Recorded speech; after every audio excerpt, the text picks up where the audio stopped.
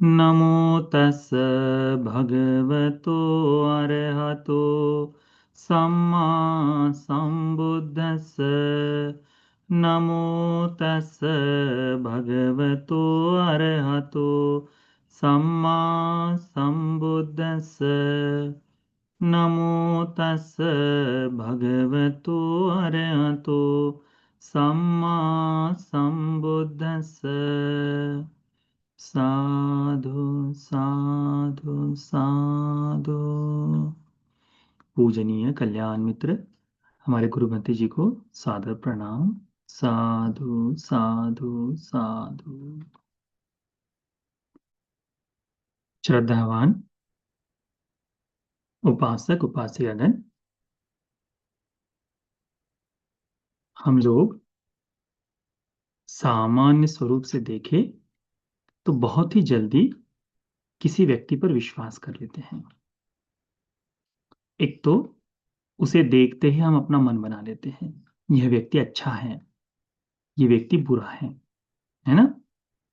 परंतु उसकी अच्छाई और उसकी बुराई क्या उसे देखने मात्र से हमको पता चल जाएगी? नहीं। भगवान बुद्ध जी ने 4 विशेष धर्मों के बारे में एक उपदेश किया है। आज उस सूत्र का अभ्यास करते हैं। ठीक है। इस सूत्र का नाम है सत्त जटिल सूत्र। क्या नाम है? सत्त जटिल सूत्र।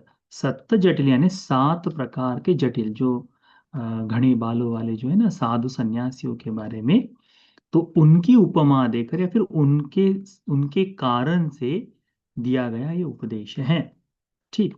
शुरुआत करते हैं। ये जो सूत्र है यह कौशल संयुक्त में आता है, संयुक्त निकाय का सूत्र है। बड़ा सुंदर सूत्र है। आपको दीर्घकाल तक यानी किसी व्यक्ति को जानने पहचानने के बहुत काम आएगा।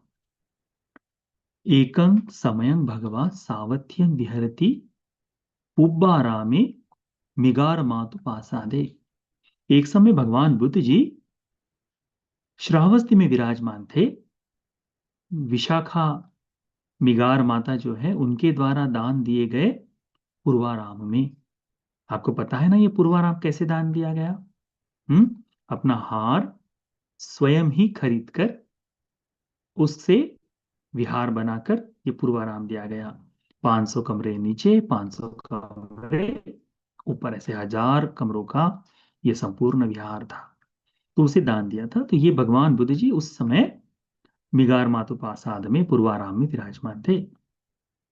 तेन कोपन समयेन भगवा सायन समयं पटिसल्लाना उत्थितो बहिद्वार कोठके निसिन्नो होती। भगवान बुद्ध जी दोपहर का ध्यान आदि जो है उनका कार्य करके संध्या काल के समय में बाहर दरवाजे के यानी बाहर का जो दरवाजा है, बाहर का जो द्वार है विहार का, उस बाहर के बरामदे में, जिसे कह सकते हैं हम, तो बाहर बरामदे में बैठे हुए थे।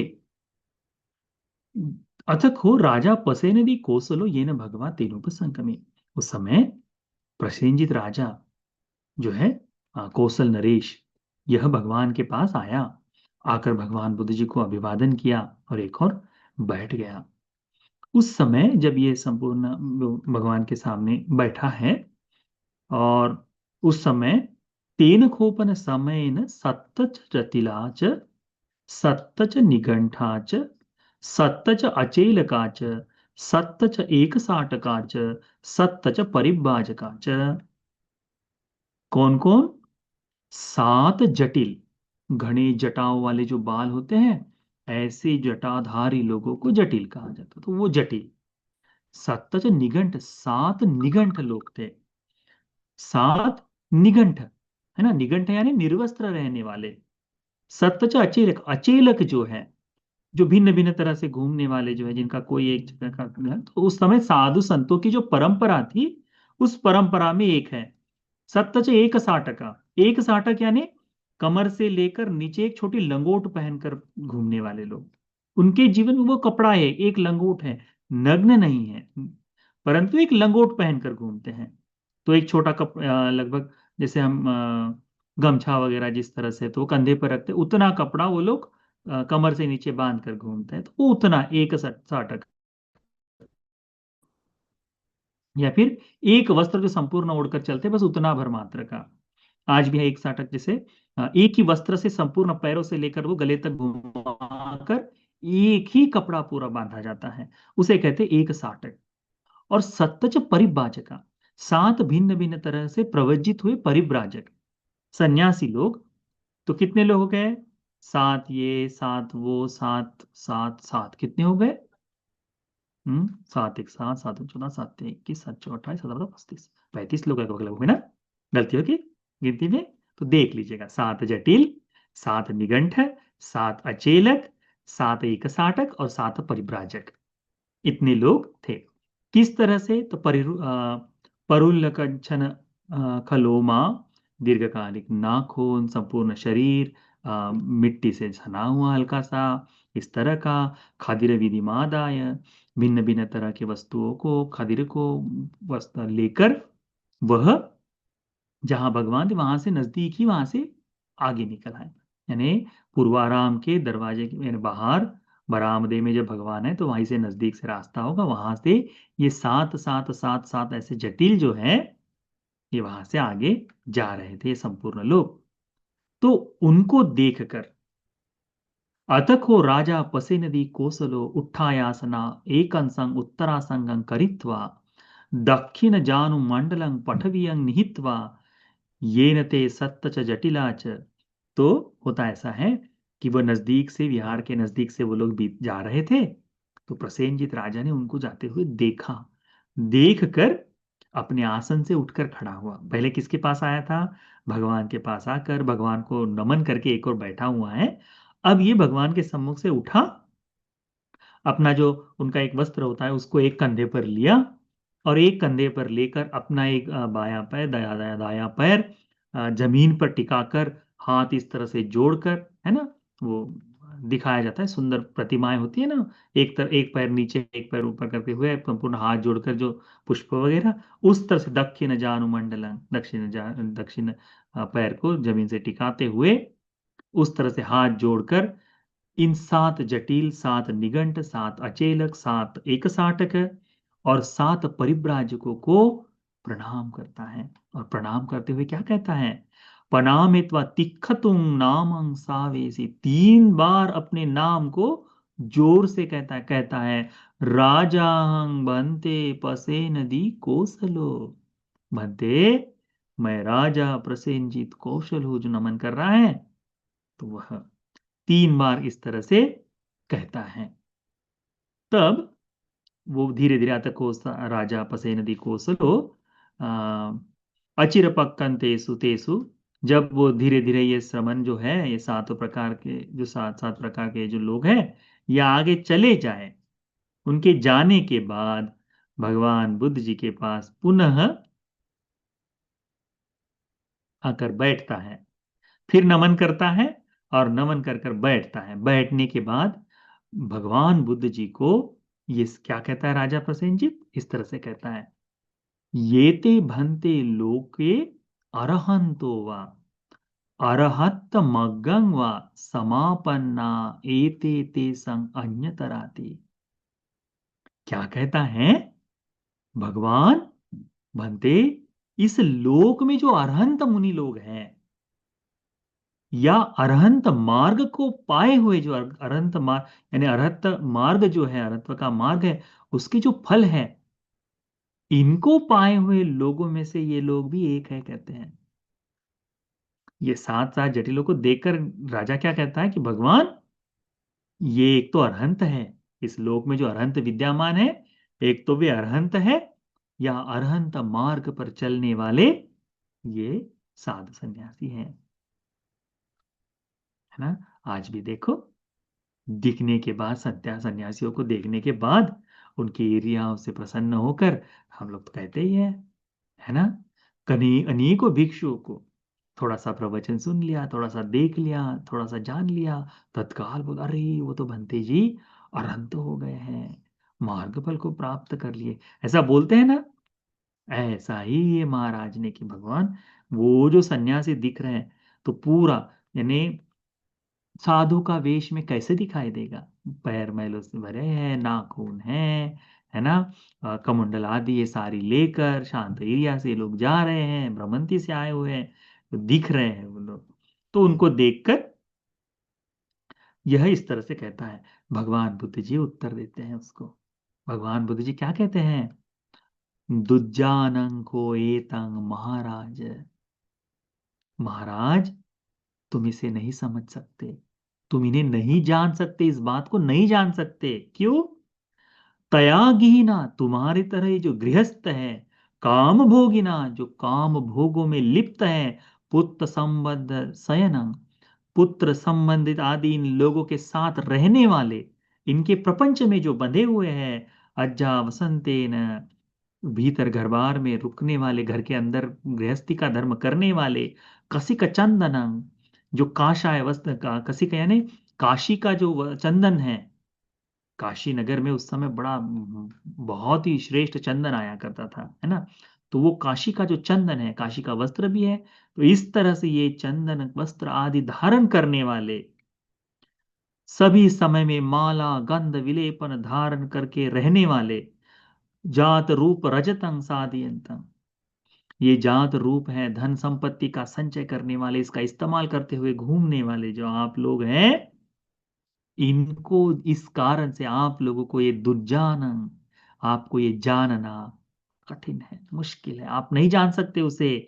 इमेवा अरहंतो, कि ये अरहंत है। इमेवा अरहंत मग्गंग, मग्गंग समापन्ना, ये अरहत्व के मार्ग पर चलने वाला है करके, इस बात को तुम जैसा गृहस्थ आदमी, काम भोगों में लगा हुआ आदमी इसे नहीं जान सकता। किसकी वाणी है ये? हमारे शास्त्रा भगवान बुद्ध जी की वाणी है। यह उनकी वाणी है जिनकी हम शरण में गए हैं, कि सामान्य तौर पर जो गृहस्थ व्यक्ति है, इन सभी प्रपंच में जो लगा है, उसे अरहंत कौन है, अरहंत नहीं कौन है, ये पहचानना दुज्जानन का है, जानना कठिन है उसके लिए, वो नहीं जान सकता, है ना। भगवान बुद्ध जी बड़ा सुंदर उपदेश देते हैं। आज की धर्मदेश ना इस उपदेश के लिए है। भगवान बुद्ध जी कहते हैं, संवासेन को महाराज सीलं वेदितव्यं। क्या कहते हैं भगवान? इकट्ठा रहने से ही किसी के सील के बारे में जान सकते हैं। कैसे? जैसे मैं आपको यहां से दिखाई दे रहा हूं, क्या आप हमारे शील को जान पाएंगे? नहीं जान सकते।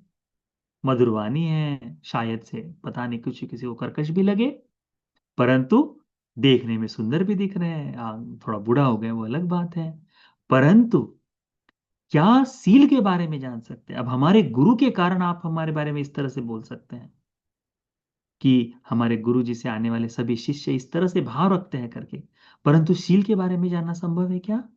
नहीं। कब जान सकते हैं? संवासेन, साथ रहने से ही, नजदीक रहने से ही कोई जान सकता है। सीलं वेदितव्यम, उसके शीलों के बारे में। भगवान कहते हैं, तंचको दीघेन अधुना, वो भी तब जब दीर्घ समय तक, लंबे समय तक आप उनके साथ रहें, लंबे समय तक साथ रहें, तब जान पाएंगे।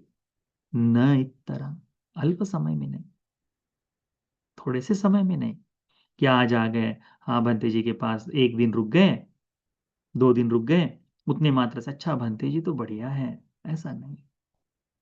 लंबे समय तक हम लोगों का होता है ना, इसी तरह से तो हम धारणाएं बनाते हैं।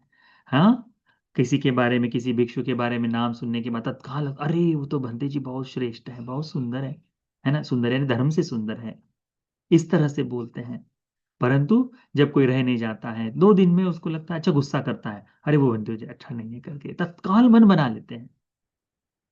होता है कि नहीं? क्यों? क्योंकि ये उस तरह से जानना नहीं है, हम तत्काल देख लेते हैं। हम वो लोग हैं जो किताब के पहले पन्ने को देखकर, मुख पृष्ठ को देखकर किताब को जज करते हैं। वो कहते हैं ना, डू नॉट जज, हाँ, बुक बाय इट्स कवर, वैसे करने वाले लोग हैं हम। देख लेते हैं कितना अच्छा बनते जी दूर से, अरे बढ़िया है, तो लगता है हाँ। तो वो नहीं, क्या कहते हैं इसमें, भगवान कहते हैं तांग खो दी गे ना दुना, दीर्घ काल तक अभ्यास करोगे, दीर्घ काल तक उनके साथ रहोगे, तभी जान पाओगे। नो एक तरह मनसी करोता, वो भी तब जब ध्यान पूर्वक उनको देखोगे तब। रह तो रहे हैं, परंतु उनके चीलों पर विशेष करके नजर रखते हुए देखते हुए देखोगे तभी। नो अमनसी करोता, ऐसे ही मनसीकार करे बगैर, बगैर जाने ऐसा नहीं, जानते हुए ही, सोच समझते हुए ही। पंयवंता, केवल प्रज्ञावान आदमी ही देख सकता है, नो दुष्पन्य, दुष्प्रज्ञ आदमी नहीं। वो भी उनके सीलों के बारे में कौन जान सकता है, प्रज्ञावान आदमी, दुष्प्रज्ञा आदमी नहीं।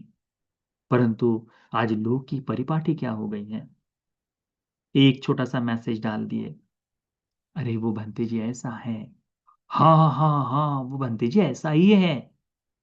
ना हमने उनको जाना, ना हमने उनका देखा। हाँ, कुछ जगह पर वीडियो ही आ जाती है कि अच्छा वो ऐसा कर रहा है, हाँ फिर तो वो ऐसा है, क्योंकि हमने आंखों से देख लिया, है ना, उस तरह से। तो किसी के सील के बारे में जानना है तो कितना समय, लंबा समय, छोटे समय से नहीं समझ में आता। आपके घर में आपके यहाँ आ जाए भंते जी, तो किसी के यहाँ है इसलिए बड़े संवर के साथ जाएंगे, है ना, तो कैसे पता चल पाएगा, उस तरह से। तो भगवान कहते हैं किसी के सील के बारे में, तो भिक्षुओं के लिए तो ठीक, गृहस्थ व्यक्ति में भी किसी को जानना है तो तत्काल नहीं जान सकते, लंबे समय तक, या जब तक नहीं जानते तब तक उसके स्वभाव को नहीं जान सकते हम। उसी के स्वभाव को जानने के लिए इकट्ठा रहना पड़ेगा, संवासेन, इकट्ठा उठना बैठना पड़ेगा, तब पता चलेगा अच्छा ये आदमी ऐसा है ना। नहीं तो लिपापोती कर कर तो बहुत लोग चले जाते हैं, है ना, बाहर चले गए, सुंदर दिखते हैं, वास्तवता तो अंदर के अंदर ही जानता है कोई व्यक्ति, उस तरह से। तो इस बात को भगवान बुद्ध जी ने बताया, बड़ी काम की बात है।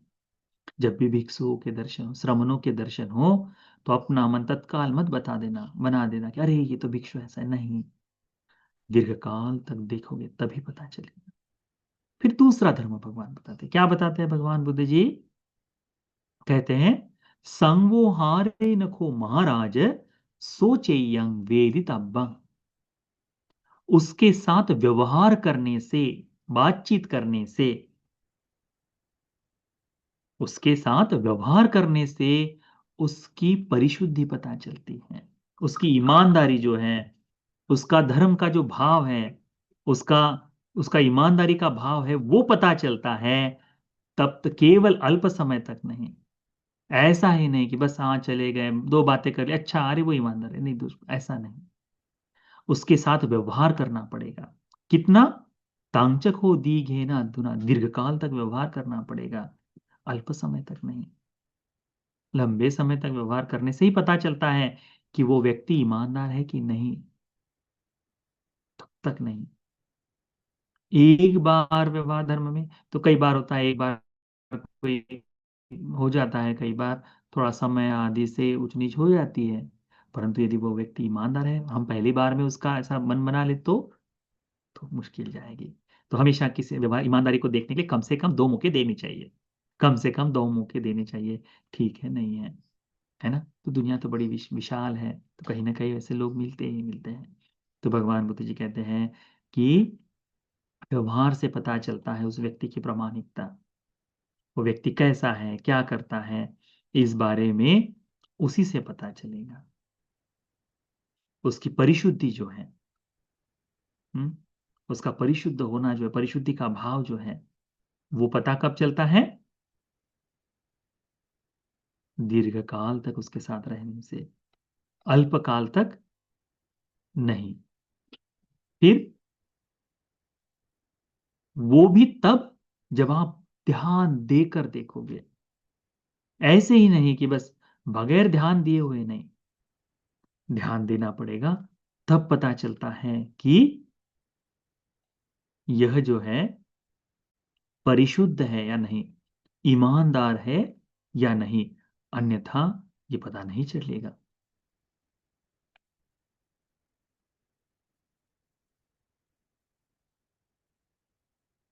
फिर भगवान बुद्ध जी कहते हैं, ये दूसरा धर्म है। पहला धर्म क्या है? सील का। अब सील किसी के कैसे पता चलेंगे?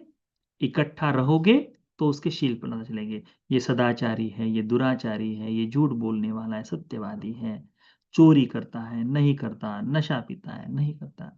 अब होता है ना, कई बार देखने चले जाते हैं ना, लड़का लड़की देखने चले जाते हैं, देखने में थोड़ा पी के आएगा, फिर पता कराना पड़ता है कि अरे कहाँ है कौन है। लोग बहुत छुपाने की कोशिश करते हैं। कई बार बहुत समय बाद पता चलता है, अरे वो तो ऐसा व्यक्ति निकला करके, है ना।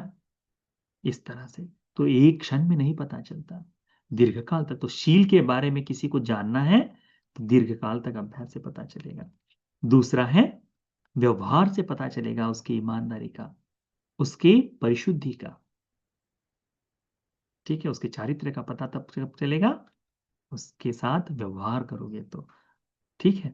तीसरा है, तीसरा धर्म है, भगवान कहते हैं, आपदा सुखो महाराज थामो वेदितव्यो। आपदा सो यानी आपत्ति विपत्ति के समय, जब किसी पर विपत्ति आ जाती है तो तब पता चलता है कि यह व्यक्ति कितना दृढ़ है। तब पता चलता है कि यह व्यक्ति कितना स्थिर है।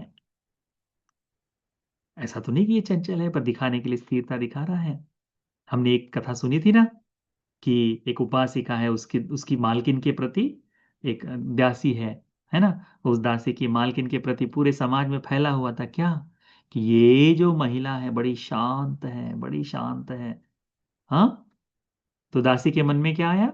देखती हुई इसकी शांति, क्योंकि मैं काम समय पर करती हूँ इसीलिए इसको क्रोध करने की जरूरत नहीं। एक बार, दो बार, तीन बार, चार बार होते होते उसमें इतना क्रोध आ जाता है कि डंडा लेकर मारने के लिए आ जाती है ना। तो जब विपत्ति आती है, आपत्ति आती है, मुश्किलें आती है जीवन में, तब उस व्यक्ति की स्थिरता का पता चलता है। बहुत से लोग हैं बुद्ध के प्रति श्रद्धा श्रद्धा श्रद्धा कहते हैं, परंतु जैसे ही कोई बीमारी हो जाए, क्या करता है आदमी? अरे किसी भी तरह से किसी बाबा के पास चले जाओ, कहीं चले जाओ, त्रिशरण को नहीं, कोई काम नहीं उसका, वो तो कहने भर मात्र के लिए है। मैं कहीं भी जोत जलाने के लिए तैयार होकर के हो जाते हैं, श्रद्धा की हानि करने के लिए। क्यों? ये जो विपत्ति का समय है उसमें उसकी स्थिरता पता चलती है। अनेकों लोग हैं आज, करवा चौथ है ना, फिर अनेकों लोग हैं कि अरे कर लो कर लो कर लो कर लो कहने वाले।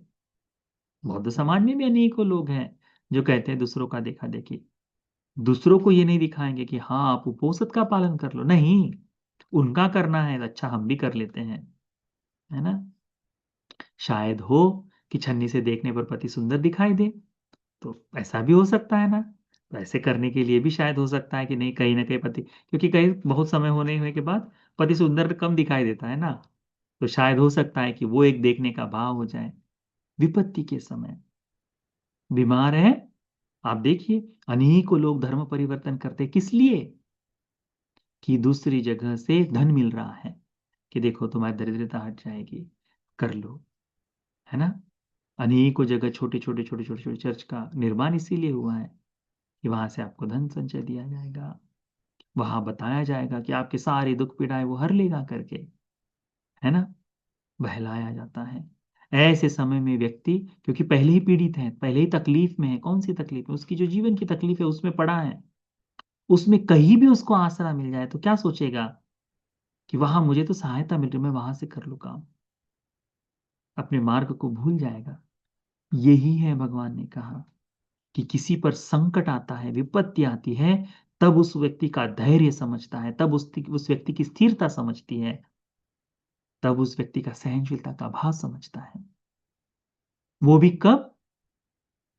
दीर्घ काल तक देखने से, दीर्घ काल तक वो आने से। वो एक विपत्ति में ऐसा नहीं होता। जैसे किसी व्यक्ति को अभी एक आधा रोग हो गया हो, कैंसर ही हो गया हो समझ लो, तो शुरुआत में नहीं बोलेगा कि अच्छा मैं त्रिशरण छोड़ के चले जाओ। शुरुआत में कहेगा हाँ डॉक्टर वगैरह सब करते हुए अच्छा पूजा पाठ बुद्ध धर्म की भी बहुत सारी सेवा आदि करेगा। फिर देखेगा कि अरे इसमें तो कोई लाभ नहीं हो रहा है। फिर आजू बाजू से लोग आ जाएंगे, ऐसा कर लो ऐसा कर लो, नहीं नहीं मैं नहीं करूंगा। थोड़ी विपत्ति और बढ़ जाएगी, तकलीफ बढ़ जाएगी। फिर ये लोग आकर बताने रहेंगे अच्छा उसने कर लिया तो वो ठीक हो गया, उसने कर लिया तो वो ठीक हो गया, तुम भी करके देखो। तो शुरुआत में हिचकिचाहट आएगी, है तो विपत्ति ही, परंतु तत्काल विपत्ति पर उस तरह से करता है क्या? नहीं। थोड़ा समय जाने के बाद, वही कहते हैं भगवान, दीर्घ काल तक देखने से ही पता चलेगा। लंबे समय तक संकट काल रहने के बाद ही पता चलेगा कि इसमें कितनी स्थिरता है, इसकी शक्ति कितनी है, इसका बल कितना है, सहनशीलता कितनी है। ये लंबे समय के संकट में पता चलता है, छोटे समय के नहीं। श्रद्धावान कुलपुत्र, श्रद्धावान व्यक्ति, अनाथ पिंडक, दरिद्रता आ गई थी, संपूर्ण देने के लिए कुछ नहीं, परंतु दान का यज्ञ नहीं समाप्त होगा। प्रतिदिन 500 भिक्षु को, जब धनवान था तो प्रणीत ऐसा भोजन कराता था, पर जब धन का संचय समाप्त होने लगा तो धीरे धीरे दान की जो क्वालिटी है वो घटने लगी। 500 की संख्या नहीं घटी, वो वैसे ही चलते रही।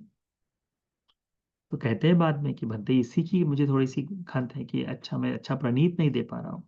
भगवान उसका मन बनाते हैं कि नहीं ऐसा नहीं उपासक, देने वाले की चेतना ज्यादा मायने रखती है। तो दीर्घकाल के संकट के बाद ही इतनी दरिद्रता आ गई कि लोग कह रहे थे कि छोड़ दो, अब क्या श्रमणों को खिलाना है, पहले अपना देख लो। तो नहीं, वो श्रद्धा नहीं समाप्त होने दी। वह है, उसकी स्थिरता का पता कब चलता है? दीर्घकाल के संकट में। हम तत्काल अच्छा ऐसा है, ठीक है, दीर्घकाल तक, छोटे समय में नहीं।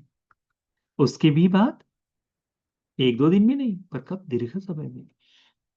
वो भी ध्यान से देखे तो, दिखावे के लिए आदमी तो कुछ भी कर सकता है बाहर में, है ना, दिखावे के लिए कर सकता है, परंतु भीतर में पता चलता है स्थिरता कब? दीर्घ समय तक। वो भी ऑब्जर्व करे तो, ध्यान पूर्वक देखे तो। ध्यान नहीं है तो कुछ नहीं पता चलेगा।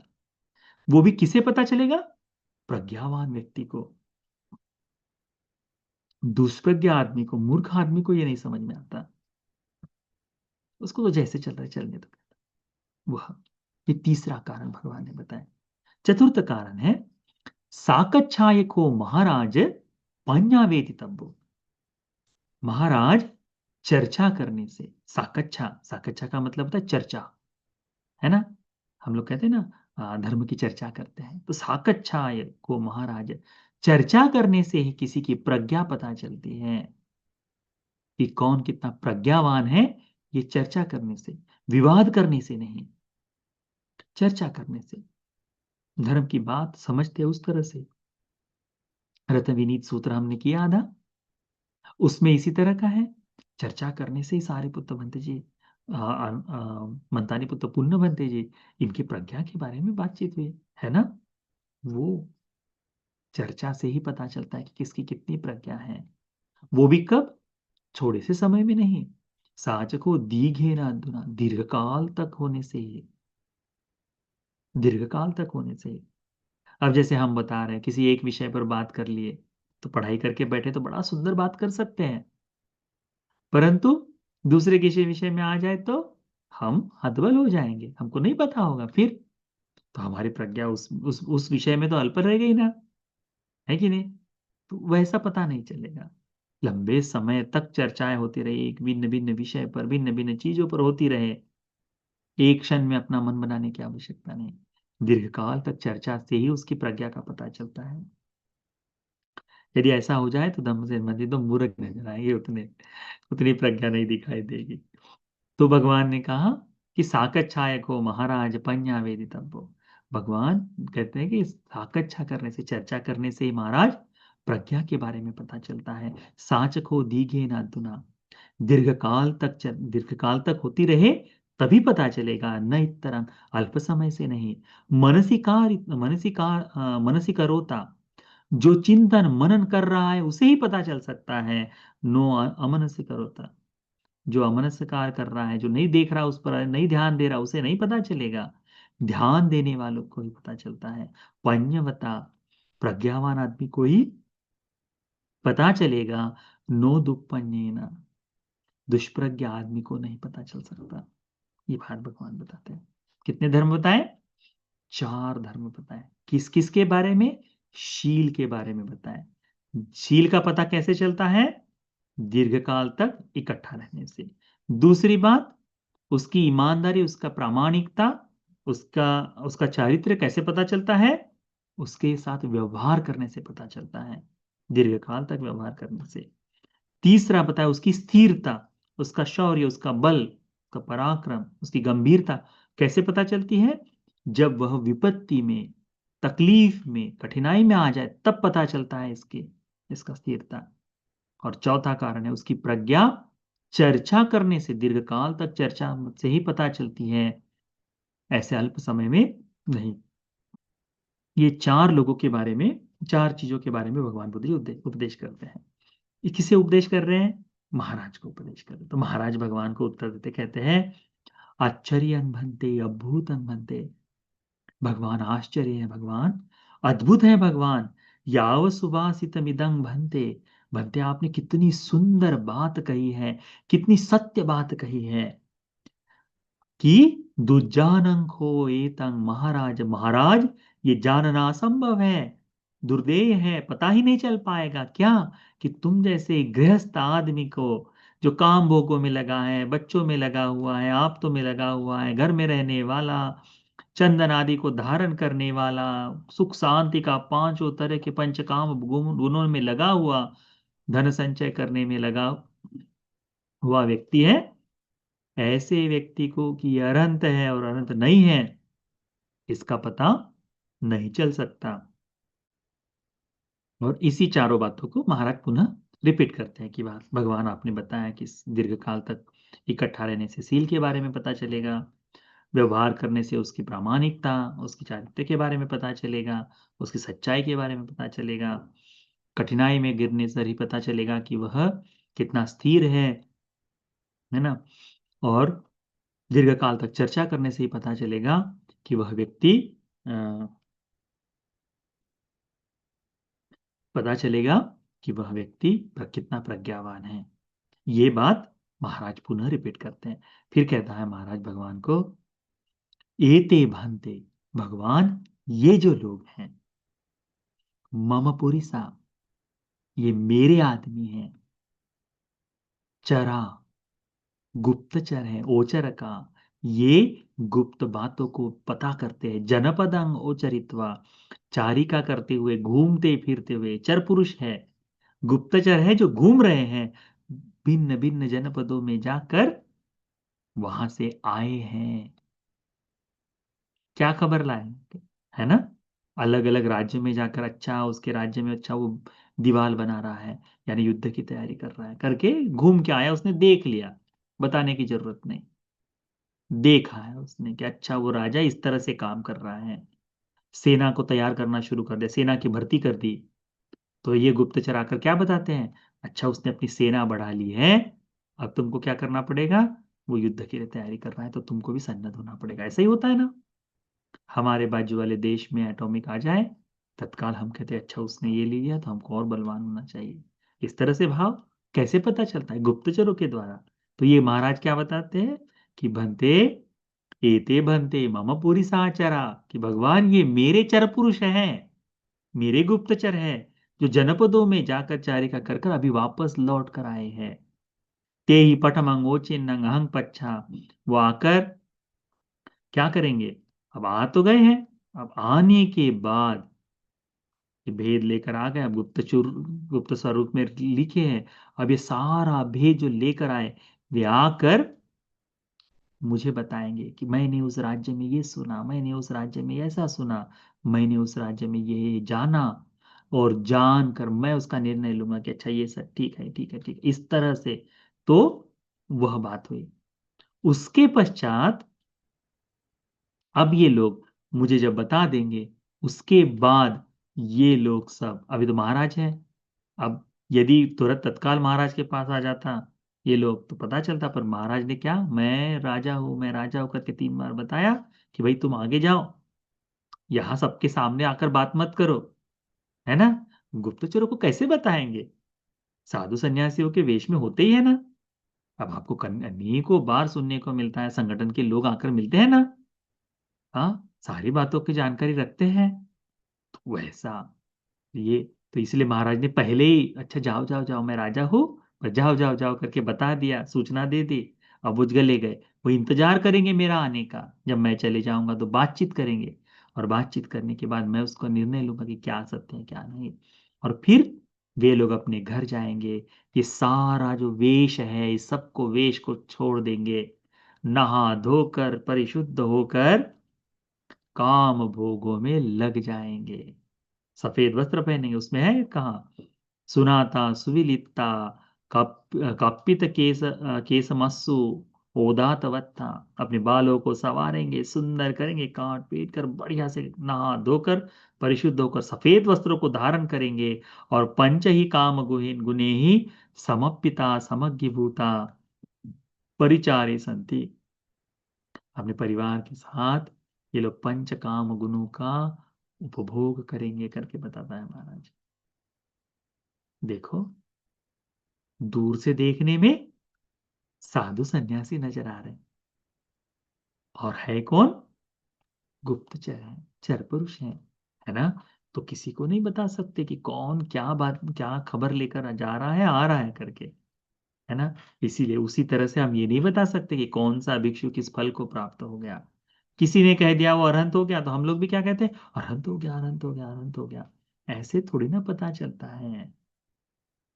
वो तो केवल श्रद्धा में भी फिर वो बड़ी बात हो जाती है कि अच्छा ऐसा है करके, है ना। उस बारे में देखो, फिर भगवान बुद्ध जी इस संपूर्ण बात को जानते हुए ये कहते हैं, अतको भगवा एतमत्तं विदित्वा तायं वेलायं इमं गाथायो अभाति।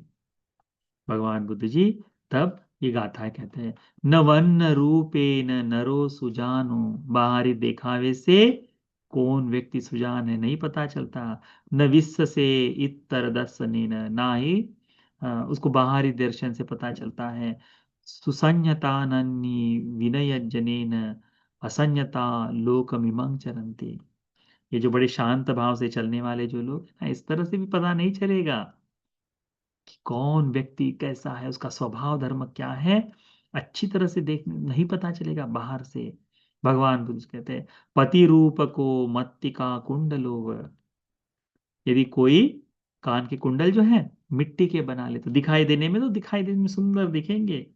लोह डमासो व सुवर्ण छन्नो, लोहे के इस पर सोने का आलेप कर दे तो स्वर्ण नहीं कहलाता ना, है तो लोहे का आलेप लगा हुआ, ऐसे आभूषण है। चरंती लोके परिवार छन्ना, इस तरह का आभूषणों का, इस तरह का किस तरह का कवर लेकर, इस तरह का स्वांग करके लोग इस लोक में विद्यमान है। अंतो अशुद्धा, भीतर में संपूर्णता से अशुद्ध है, वही शोभमाना, पर बाहर से दिखते समय सुंदर शोभायमान दिखते हैं। इसी तरह से है कि नहीं लोग, ये भगवान बताते हैं कि लोग इस तरह से हैं करके, बाहर देखने में बड़े दिखाई देंगे कि अरे कितना जबरदस्त आदमी है करके, परंतु अंदर व्यक्ति से पता चल जाता है कि नहीं ऐसा नहीं है, है ना। भगवान बुद्ध जी कहते हैं ना कि बाहर से दिखाई दे तो उसके हाव भाव से नहीं जान सकेंगे कौन क्या है करके, केवल देखने मात्र से किसी पर विश्वास मत करे करके भगवान कहते हैं। अच्छा भला दिखने वाला संयमी आदमी का नाटक कर कर, है ना, बड़े से बड़ा धूर्त दिखाई देता है ना। और धूर्त लोग इस तरह का आवेश लेकर ही चलते हैं, तो भगवान कहते हैं कि इनसे बच कर रहो, भीतर में गंदगी है पर बाहर से बड़ा सुंदर रूप दिखाई देता है। तो ये सूत्र भगवान बुद्ध जी ने हमको उपदेशित किया। किस लिए किया? कि हम इससे यथार्थ को जान पाए, है ना। इसीलिए उपासक उपासिकागण तत्काल किसी बात को जानकर अपना मन न बना ले, उसको अच्छी तरह से, ये चार धर्मों को अच्छी तरह से ध्यान में रखे। किसी के शील के बारे में जानना है तो लंबे समय तक उसके साथ रहना पड़ेगा, तभी उसके शीलों के बारे में पता चल पाएगा। दूसरा कारण है उसकी प्रामाणिकता, उसकी ईमानदारी, उसका व्यवहार, उसकी जो गुणवत्ता है जाननी है, तो उसके व्यवहार करने से, उसके साथ बातचीत कर कर जो व्यवहार धर्म है, उस व्यवहार धर्म से पता चलेगा कि यह कितना ईमानदार है। उसके बाद में तीसरा, उसके पर संकट आ जाए तब पता चलेगा कि उसमें कितनी स्थिरता है, कितना धैर्य है, कितना सामर्थ्य है, कितनी सहनशीलता है, तब पता चलेगी। और चौथा क्या है? चर्चा करने से, साकच्छा करने से पता चलेगा कि किसकी प्रज्ञा कितनी है। वो भी एक चर्चा से नहीं, लंबे समय तक चर्चा करने से पता चलेगा। ठीक है। तो इन चार धर्मों को अच्छी तरह से याद रखो। तो ये सूत्र का उपदेश आप सभी उपासक उपासिकाओं को धर्म का जीवन जीने के लिए सहायक बने, चार आर्य सत्य को बोध करने के लिए उपकारी हो जाए। साधु साधु साधु।